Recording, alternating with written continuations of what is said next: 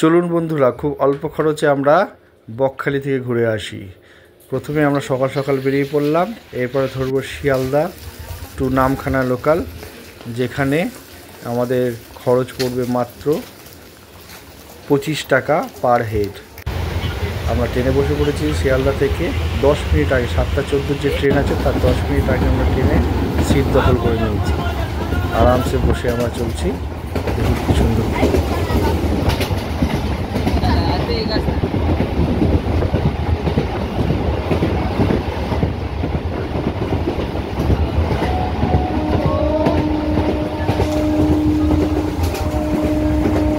কোথায় যাচ্ছে? এই তো বকখালি। আপনি কোথায় যাচ্ছেন? বকখালি। বকখালি যাচ্ছি।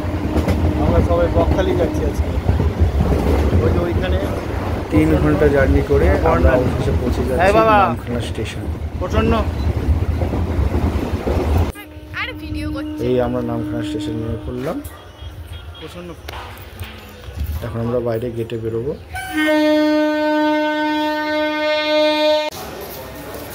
এখন আমরা নামখানা স্টেশনের বাইরে উপস্থিত হয়েছি।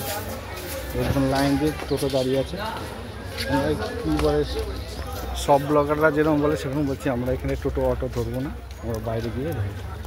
এই যে আমাদের ফ্যামিলি মেম্বার।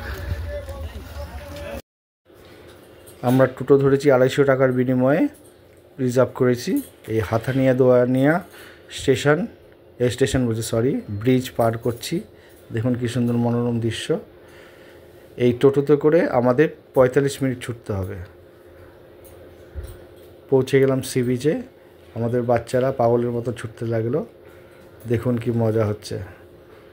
আমরা এখন